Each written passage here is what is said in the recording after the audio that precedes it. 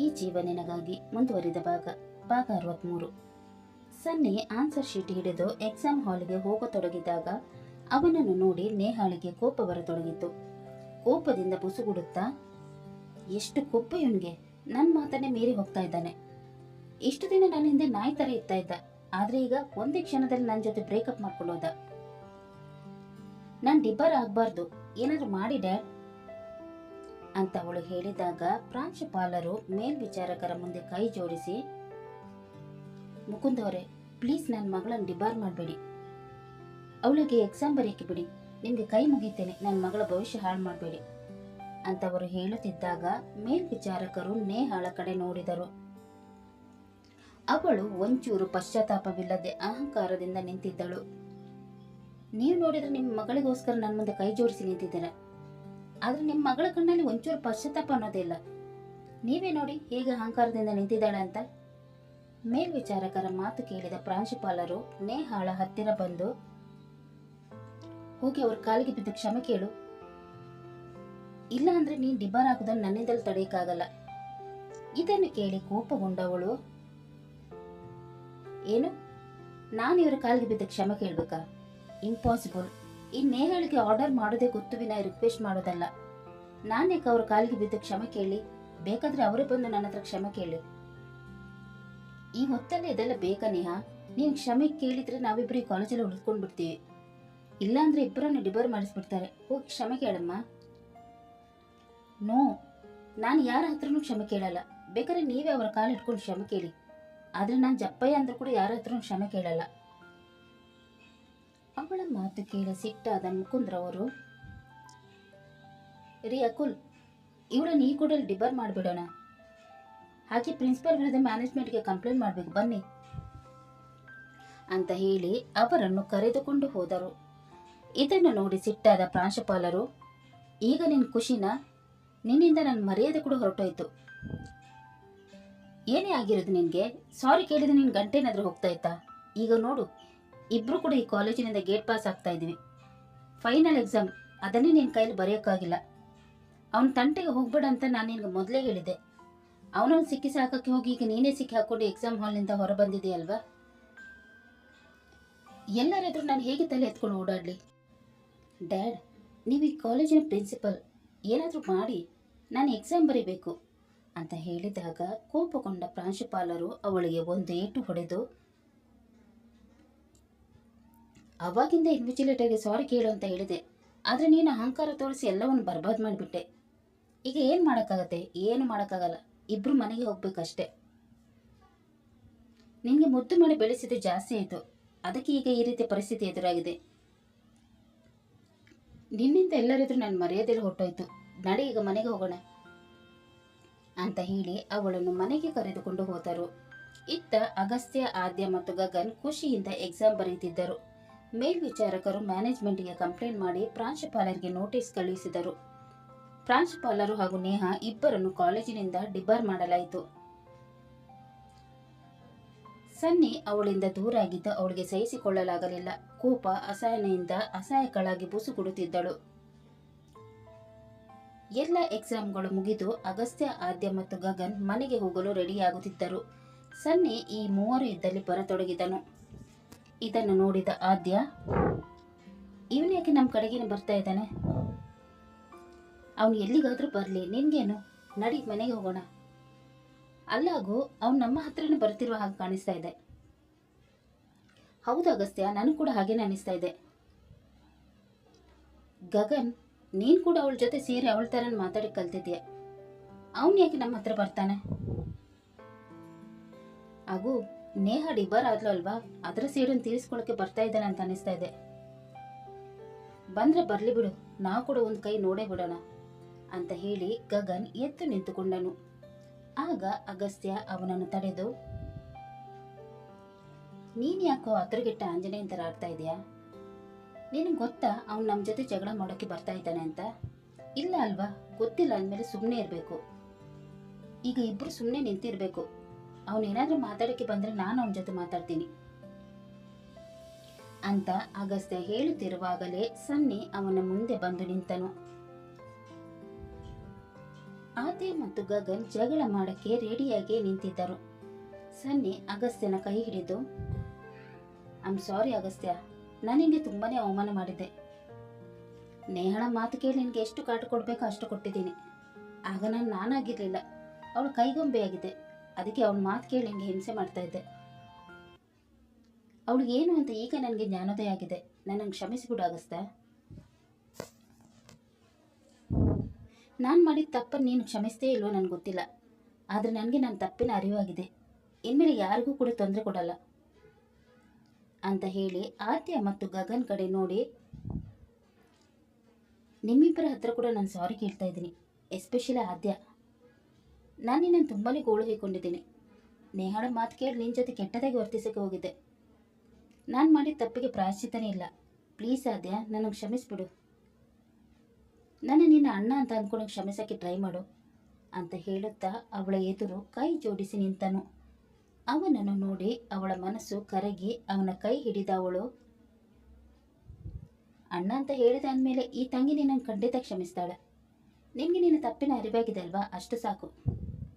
ಪಶ್ಚಾತ್ತಾಪಕ್ಕಿಂತ ದೊಡ್ಡ ಪ್ರಾಯಶ್ಚಿತೆಗೆ ಯಾವುದೂ ಇಲ್ಲ. ಯಾವಾಗಲೂ ಒಳ್ಳೆಯವರು ಸಾಹಸ ಮಾಡು, ಆಗ ನಿನಗೆ ಒಳ್ಳೆಯದಾಗುತ್ತೆ. ನಂತರ ಅವನು ಗಗನ್ ಹತ್ತಿರ ಕೂಡ ಸಾರಿ ಕೇಳಿದನು. ಎಲ್ಲರೂ ಅವನನ್ನು ಕ್ಷಮಿಸಿದಾಗ ಅವನ ಕಣ್ಣಾಳಿಗಳು ತುಂಬಿ ಬಂದವು. ನೀವೆಲ್ಲ ಎಷ್ಟು ಒಳ್ಳೆಯವರು. ನಾನು ನಿಮಗೆಲ್ಲ ಎಷ್ಟೊಂದು ಹಿಂಸೆ ಕೊಟ್ಟಿದ್ರು ಕೂಡ ಅದನ್ನೆಲ್ಲ ಮರೆತು ನಾನು ಕ್ಷಮಿಸಿದ್ರಿ ಅಂದರೆ ಅದರಲ್ಲೇ ಗೊತ್ತಾಗುತ್ತೆ ನೀವೆಲ್ಲ ಎಷ್ಟು ಒಳ್ಳೆಯವರಂತ. ಅವತ್ತವಳು ನಿಜ ಮುಖ ನನಗೆ ಕಾಣಿಸಿರ್ಲಿಲ್ಲ ಅಂದಿದ್ರೆ ನಾನು ಅವಳ ಜೊತೆ ಇನ್ನೂ ಕೂಡ ಕೆಟ್ಟವನಾಗಿ ಇರ್ತಾ ಇದ್ದೆ. ಒಳ್ಳೆ ದಾರಿಯಲ್ಲಿ ನಡೆಕೆ ದೇವ್ರು ನನಗೆ ಒಂದು ಒಳ್ಳೆ ಅವಕಾಶ ಮಾಡಿಕೊಟ್ಟಿದ್ದಾನೆ. ಇನ್ಮೇಲೆ ನಾನು ಯಾವತ್ತೂ ಕೆಟ್ಟ ಕೆಲಸ ಮಾಡಲ್ಲ, ಒಳ್ಳೆ ದಾರಿಯಲ್ಲೇ ಹೋಗ್ತೀನಿ. All the best for your future, ನಿಮ್ಗೆಲ್ಲರಿಗೂ ಒಳ್ಳೇದಾಗಲಿ ಅಂತ ಅವನು ಹೇಳಿದಾಗ ಎಲ್ಲರೂ ಅವನನ್ನು ಅಪ್ಪಿಕೊಂಡು ನಿನಗೂ ಕೂಡ ಒಳ್ಳೇದಾಗಲಿ ಅಂತ ಹೇಳಿದರು. ಆಗ ಅವನು ಖುಷಿಯಿಂದ, ಡೆಸ್ಟಿನಿಯಲ್ಲಿದ್ದರೆ ಮುಂದೆ ಯಾವತ್ತಾದ್ರೂ ಒಟ್ಟಿಗೆ ಸಿಗೋಣ ಅಂತ ಹೇಳಿದಾಗ ಅಗಸ್ತ್ಯ ಅವನ ಕಡೆ ನೋಡಿ, ನೀನು ಮನಸ್ಸು ಮಾಡಿದರೆ ಡೆಸ್ಟಿನಿ ಕೂಡ ನಮ್ಮ ಜೊತೆ ಕೈ ಜೋಡಿಸ್ಬೋದು, ಏನಂತೀಯ? ನನಗೆ ನಿನ್ನ ಮಾತು ಅರ್ಥ ಆಗಿಲ್ಲ.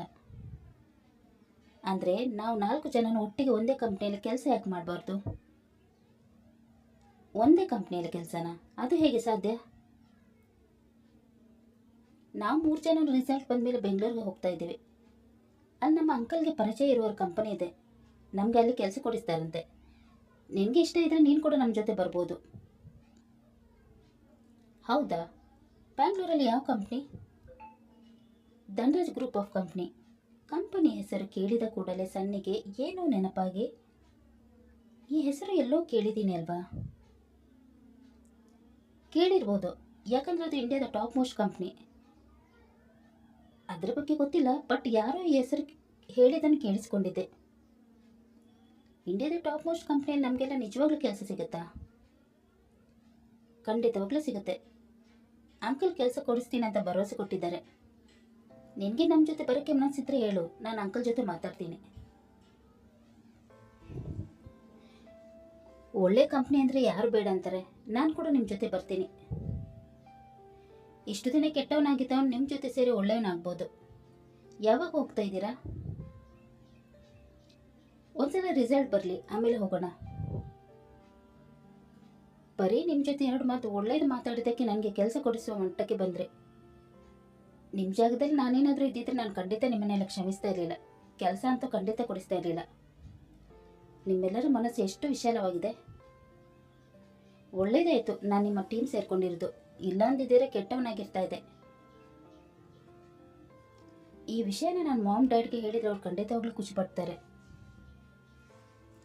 ಅವನ ಮಾತು ಕೇಳಿ ಮಾತು ಮುಂದುವರಿಸಿದ ಆದ್ಯ, ಹೌದು ಸನ್ನಿ, ನೀನು ಮನೆಯಲ್ಲಿ ಕೆಲಸಕ್ಕೆ ಕಳಿಸ್ತಾರಾ? ನೀನು ತುಂಬಾ ರಿಚ್ ಅಲ್ವಾ, ಅದಕ್ಕೆ ಕೇಳಿದೆ. ಎಲ್ಲರ ದೃಷ್ಟಿಯಲ್ಲಿ ರಿಚ್ ಇದ್ದೀವಿ, ಆದರೆ ನಮ್ಗೆ ಗೊತ್ತು ನಮ್ಮ ಪರಿಸ್ಥಿತಿ ಏನು ಅಂತ. ಡ್ಯಾಡ್ ಹೆಸರಲ್ಲಿ ತುಂಬಾ ಲೋನ್ ಇದೆ. ಹೋಟೆಲ್ ಬಿಸ್ನೆಸ್ ಅಷ್ಟೇನು ಚೆನ್ನಾಗಿ ನಡೀತಾ ಇಲ್ಲ. ನೇಹಳ ಇದ್ರ ಬಿಲ್ಡಪ್ ಕೊಡೋಕ್ಕೋಸ್ಕರ ರಿಚ್ ಇರೋ ಥರ ಮೇಂಟೈನ್ ಮಾಡ್ತಾ ಇದೆ. ದುಡ್ಡಿಗೋಸ್ಕರ ಡ್ಯಾಡನ್ನು ಸತಾಯಿಸಿ ಅವಳಿಗೋಸ್ಕರ ಖರ್ಚು ಮಾಡ್ತಾ ಇದ್ದೆ. ಆದರೆ ಈಗ ಅನ್ನಿಸ್ತಾ ಇದೆ ನಾನು ಮಾಡಿದ್ದೆಲ್ಲ ರಾಂಗ್ ಅಂತ. ನಾನು ಡ್ಯಾಡಿಗೆ ಅಷ್ಟೊಂದು ಸತಾಯಿಸಬಾರ್ದಿತ್ತು. ತಪ್ಪು ಮಾಡಿದ್ದೀನಿ, ಇನ್ಮೇಲೆ ಅದನ್ನೆಲ್ಲ ಸರಿ ಮಾಡ್ಕೊಳ್ಬೇಕು. ನಾನು ಕೂಡ ನಿಮ್ಮ ಜೊತೆ ಬ್ಯಾಂಗ್ಳೂರಿಗೆ ಬಂದು ಡ್ಯಾಡಿ ಲೋನ್ ಎಲ್ಲ ತೀರ್ಸೋಕ್ಕೆ ಟ್ರೈ ಮಾಡಬೇಕು. ಹಾಗಿದ್ದ ಹಾಗೆ ಇತ್ತು ಬಿಡು ಸನ್ನಿ. ಇನ್ಮೇಲಾದರೂ ಮನೆಯವ್ರಿಗೆ ತೊಂದರೆ ಕೊಡದೆ ಅವ್ರನ್ನ ಚೆನ್ನಾಗಿ ನೋಡ್ಕೊ. ನಾನು ಅಂಕಲ್ಗೆ ಹೇಳಿ ಕೆಲಸದ ಅರೇಂಜ್ಮೆಂಟ್ ಮಾಡಿಸ್ತೀನಿ. ಹೌದಾ ಅಗಸ್ತ್ಯ, ಸ್ಯಾಲ್ರಿ ಎಷ್ಟು ಕೊಡ್ಬೋದು? ನಿನ್ನ ಎಕ್ಸ್ಪೆಕ್ಟೇಷನ್ ಎಷ್ಟಿದೆ? 1 lakh ಕೊಟ್ಟರೆ ಒಳ್ಳೇದಿತ್ತು. 1 ಲಕ್ಷನಾ ಅಂತ ಆದ್ಯ ಬೆರಗಾಗಿ ಕೇಳಿದಾಗ ಅಗಸ್ತ್ಯ ಅವಳ ಬಾಯಿ ಮುಚ್ಚಿ, ಫ್ರೆಷರ್ಗೆ ಅಷ್ಟೊಂದು ಕೊಡ್ತಾರೆ ಇಲ್ಲೋ ಗೊತ್ತಿಲ್ಲ, ಮೊದಲು ಹೋಗಿ ಕಂಪನಿ ಸೇರ್ಕೊಳ್ಳೋಣ, 1-2 ವರ್ಷ ದುಡಿಯೋಣ, ಆಮೇಲೆ ನಿಮಗೆ 1 lakh ಜಾಸ್ತಿ ಸ್ಯಾಲ್ರಿ ಕೊಡಿಸೋ ಜವಾಬ್ದಾರಿ ನಂದು. ಅವನ ಮಾತು ಕೇಳಿ ನಕ್ಕ ಆದ್ಯ, ಹೌದಂತೆ ಇವ್ನು ಕೊಡಿಸ್ತಾನಂತೆ, ಇವ್ನು ಮಾತಾಡೋದನ್ನು ಯಾರಾದ್ರೂ ಕೇಳಿಸ್ಕೊಂಡ್ರೆ ಕಂಪ್ನಿನೇ ಇವನತ್ತ ಅಂತ ಅಂದ್ಕೊಂಡ್ಬಿಡ್ತಾರೆ. ಮಗ, ಆಕಾಶದಲ್ಲಿ ಹಾರಾಡಿದ್ದು ಜಾಸ್ತಿ ಆಯ್ತು, ಸ್ವಲ್ಪ ಭೂಮಿಗೆ ಬಂದ್ಬಿಡು ಅಂತ ಆದ್ಯ ಹೇಳಿದಾಗ ಅಗಸ್ತ್ಯ ಅವಳ ತಲೆಗೆ ಒಂದು ಏಟು ಬಿಟ್ಟು, ಹೌದು ಕಣೆ, ಕಂಪ್ನಿ ನಂದೆ, ಏನಿವಾಗ ಅಂತ ಹೇಳಿ ಸನ್ನಿ ಕಡೆ ನೋಡಿ, ನೀನು ಅವಳ ಮಾತನ್ನ ತಲೆಗೆ ಹಾಕೊಳ್ಬೇಡ, ಅವಳು ಹಾಗೇನೆ ಯಾವಾಗಲೂ ಚಿಕ್ಕ ಮಕ್ಕಳ ಹತ್ರ ಬಟ ಅಂತ ಇರ್ತಾಳೆ. ನೀನು ನಮ್ಮ ಜೊತೆ ಬೆಂಗಳೂರಿಗೆ ಬರ್ತೀಯಲ್ವಾ? ಖಂಡಿತವಾಗ್ಲೂ ಬರ್ತೀನಿ ಅಗಸ್ತ್ಯ, ನನ್ನ ಕೆಲಸದ ಅವಶ್ಯಕತೆ ಇದೆ. ಸ್ಯಾಲ್ರಿ ಕಮ್ಮಿ ಇದ್ರೂ ಪರವಾಗಿಲ್ಲ, ಮೊದಲು ಚೆನ್ನಾಗಿ ಕೆಲಸ ಮಾಡೋಣ, ಆಮೇಲೆ ನಮ್ಮ ಕೆಲಸ ನೋಡಿ ಅವರೇ ಸ್ಯಾಲ್ರಿ ಜಾಸ್ತಿ ಮಾಡ್ತಾರೆ. ನೋಡು, ಸ್ವಲ್ಪ ಇವನ್ನ ನೋಡಿ ಕಲ್ತ್ಕೋ ಅಂತ ಅಗಸ್ತ್ಯ ಆದ್ಯಳಿಗೆ ಹೇಳಿದಾಗ ಅವಳು ಮುಖ ಊದಿಸಿಕೊಂಡಳು. ಇದನ್ನು ನೋಡಿದ ಅವನು, ಮುಖ ಊದಿಸಿದ ಸಾಕು, ನಡಿ ಮನೆಗೆ ಹೋಗೋಣ.